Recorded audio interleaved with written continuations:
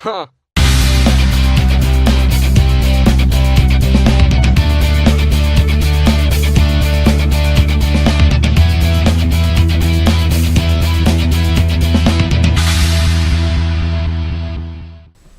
Hey guys, it's Dane at Jonah Guitars, and I got a brand new build series I'm going to start uploading.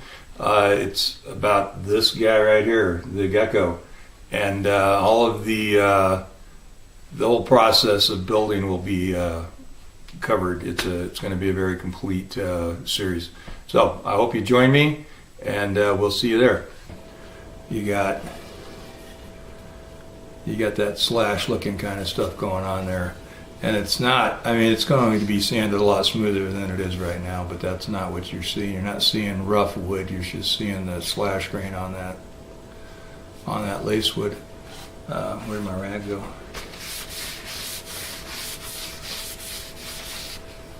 Yeah, wet that down again. That's pretty cool looking stuff. That'll look really, really great oiled. It would look better lacquered, but I just don't want lacquer on my neck.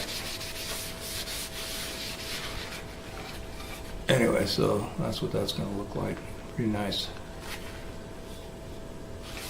Yeah.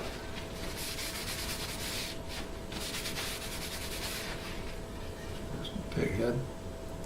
Dries out so fast, it's already drying out. All right, I'll let you guys go, and I'll continue sanding here.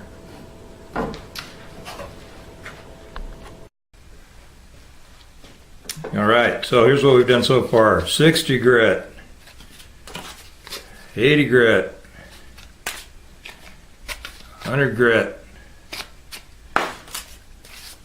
150 grit, and I'm gonna go get some 180.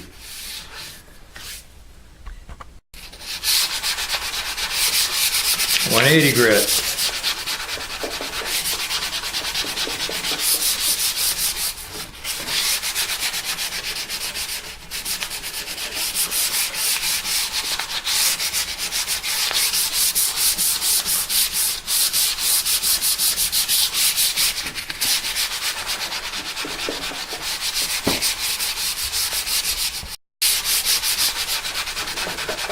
All right, 220. I should have mentioned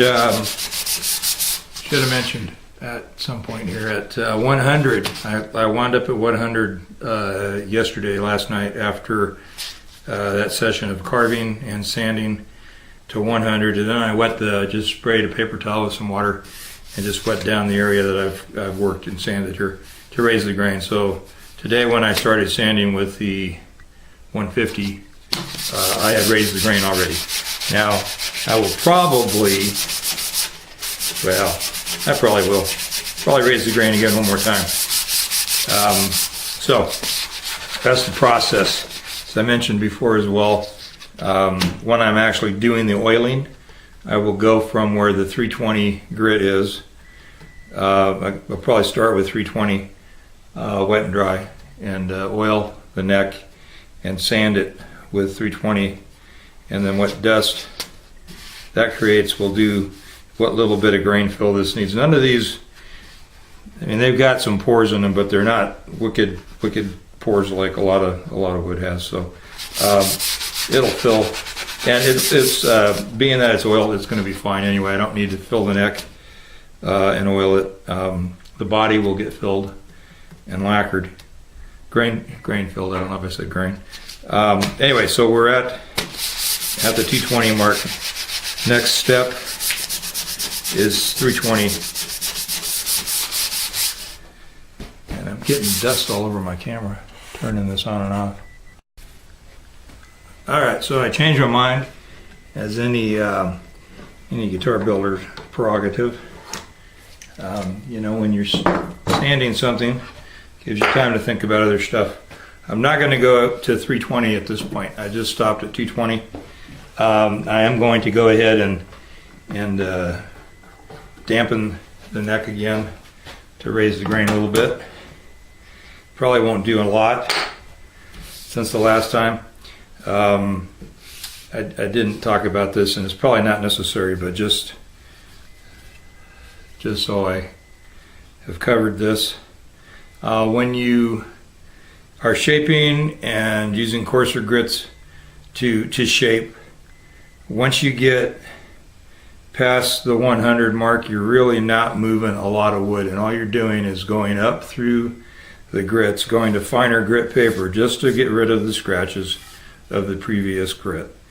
And I'm going to go put this under a light and inspect it as good as I can here while I put my visor on, just to make sure I haven't missed any of the scratches that were from the coarser grits. And so that's what this thing looks like right now.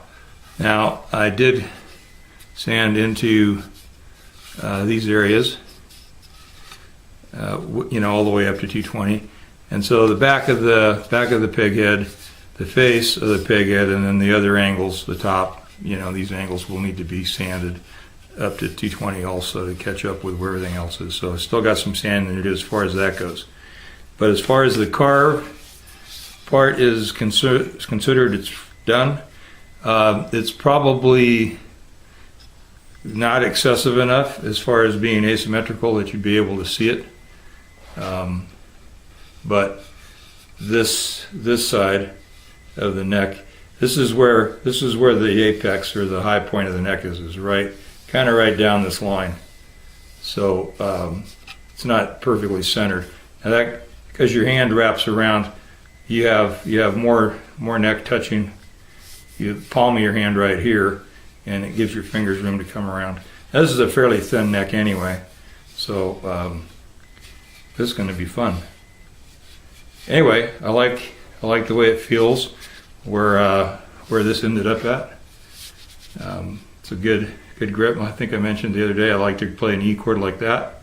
So got plenty of, you know, A minor and E, plenty of grip right there, with just stops right in the perfect place to grab the chord.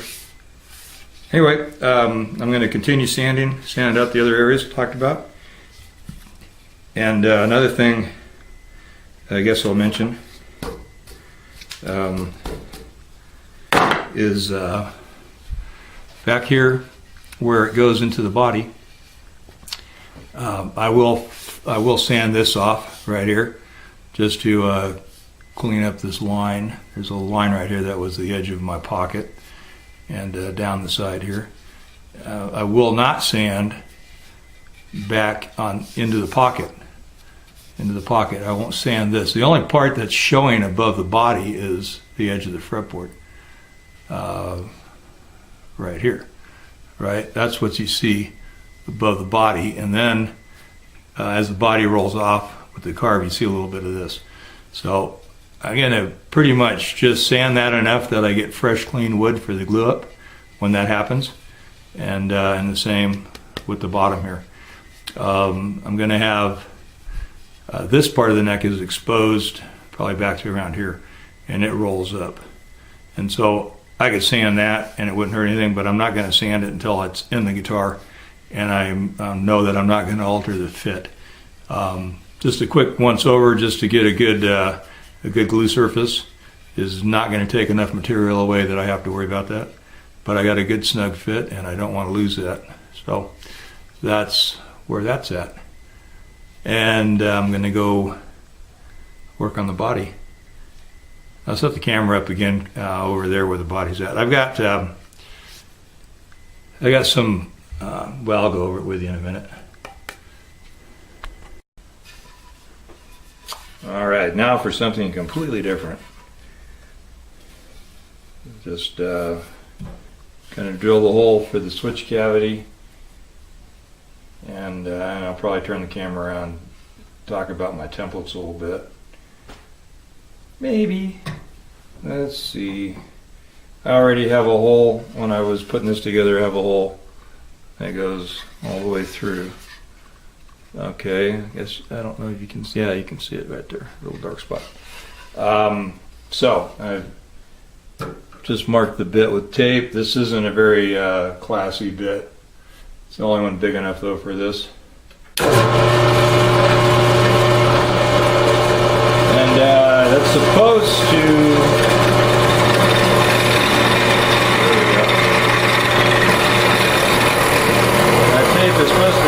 so that I don't go through the other side.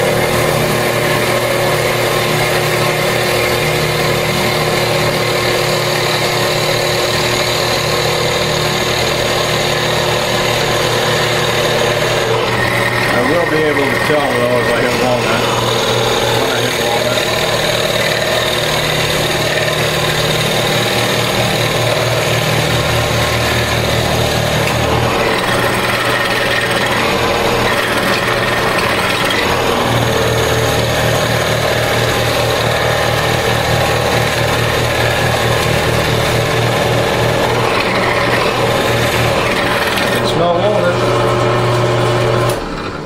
Smell it before I saw it. And what I did do was I caught the little wire channel that was going in between the top and the back. And there you have it. You can see that little recess there. Pencil handy. Right there, that little dark spot is the walnut. I'm going to go ahead down a little bit more. I've got room to do that. What the walnut I smelled was just the pilot bit burning the hole there.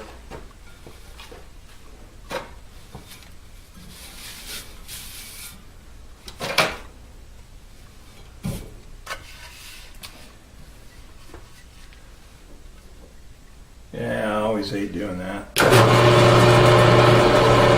in there without doing it and making a mess. But I get a little plate cover relief there.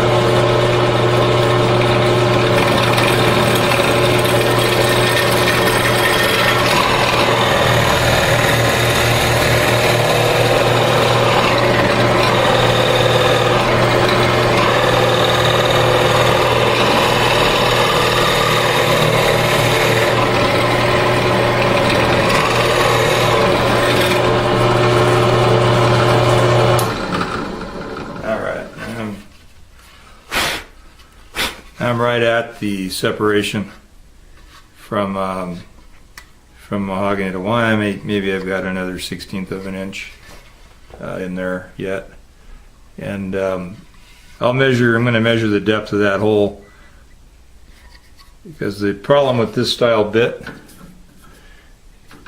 is that you have these little teeth hanging down, and so if say you were at a 1/4 inch thickness right here, then you end up still with another close to 1/8 of an inch past that, and I don't want to have a weak spot like that. Plus the top of this thing, if I can get that settled down. Top of it's coming up on an angle, plus it's got the carve on it. So I'm right out here with the edge of that cutter, and I sure wouldn't want that to poke through. What I'll do is I'll do a second recess inside there just so that the switch can go farther in. Okay, let's talk about templates. And well, I'll show you. And I'll swing this around. Get ready to be dizzy. I should go wide. All right, so I think I'm sort of seeing this. I can't tell from the little viewfinder. Okay, so back that way. Okay, so I've made, when I was building the Les Paul, I made this template. And these are the two sizes on the back of a Les Paul.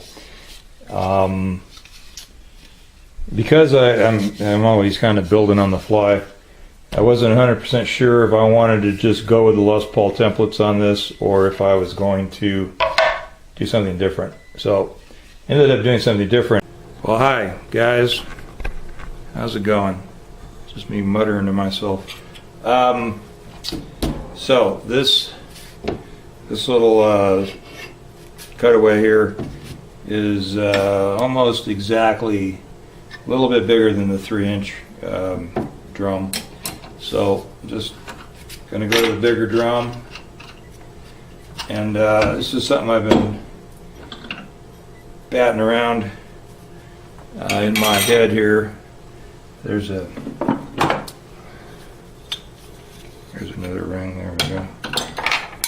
Batting around in my head about how I was going to treat this neck pocket where the obviously where the neck sits. I thought I was just going to bring this down flush to the edge of the neck, but I want to do this in a high gloss lacquer, the body, and I want to do the neck in an oil, and I want to have a good place to transition the two. So my plan is to go ahead and finish the body and get it all lacquered and ready to roll, and then glue the neck in, and then oil the neck after it's in place. I think I'm going to go ahead and fill the grain and things like that so it's smooth and it's not a pitted looking, I don't know what they call it. There's like road worn, thin finish, all kinds of different names that the big companies have come up with for skipping grain filling and trying to make it seem glamorous, or it's more natural if you don't have grain fill or whatever, right? It's a skipped step that doesn't give you as nice a finish, and I have done some. I'm not going to say that I don't like the feel. I will say I'm not fond of the look. My main guitar that I play right now is one I built, and I just oiled it, and I didn't grain fill much, and I've kind of been kicking myself ever since. So 3-inch drum. So I was saying that I've been debating how I want this neck to fit, and thinking that if it were flush, right at the edge, and you've got this weird line where it's just shiny or shiny this way, oiled on the neck, and it just doesn't seem like a good enough way to transition that. So I've debated, and I've been going over this in my mind for quite a while now, whether or not just to bring this line farther in, and we'll keep moving this around until we figure it out.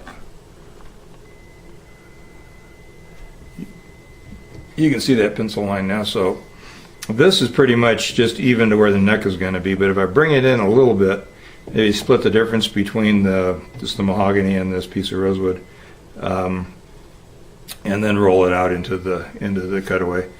That will bring me back a little bit off the neck, and then I can roll this edge and probably roll this corner, and that'll give me a little bit of a step from the body to the neck, and I'm just trying to envision that from the playing position, basically, where you've got your hand up in here. And I think that rolling that corner over and rolling this corner back this way would just make it more comfortable. And I don't want to end up with a shelf past the neck. I think even with the neck is going to be just too, I don't know, I just don't like that idea either, so I'm going to come in a little bit. I have seen some other guys, I don't want to name names because I don't want to get into a battle, but I'm not, they call it their full access neck joint. I'm not that pleased with the look of it personally, but they kind of come real sideways with it and come across here like that, and then they roll their neck way off into that too, and it does look like it would probably be comfortable to play, but I just don't like the aesthetic of it. It just doesn't look right to me. Anyway, so that's what I'm doing here.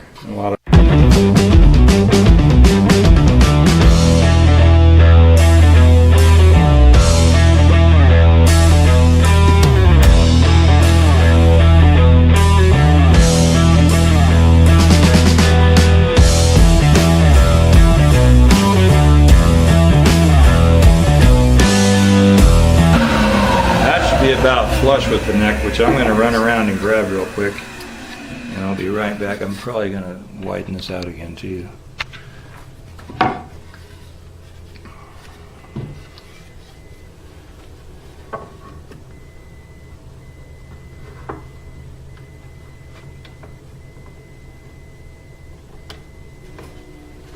All right, let's see where that turned out at. I'm still just slightly proud of that neck right there, and so I am gonna Give myself another pencil line where I parallel this piece of rosewood and come back and swoop into the neck here and go from there. I'm not going to keep running this. You get the idea what's going on here, so I'll do some work on it and bring you back in later. Oh, what the heck, let it roll.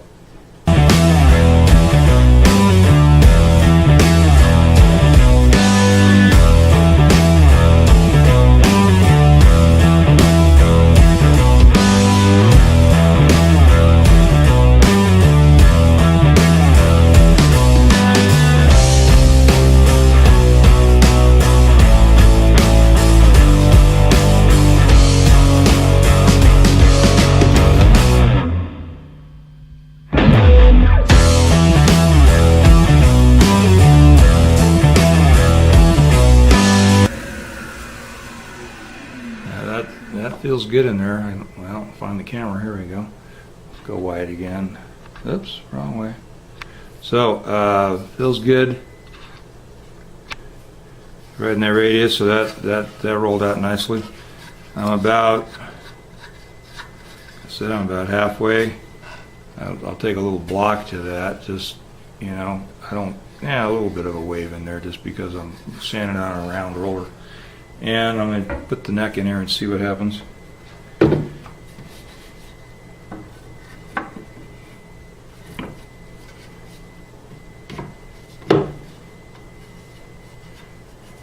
Alright, so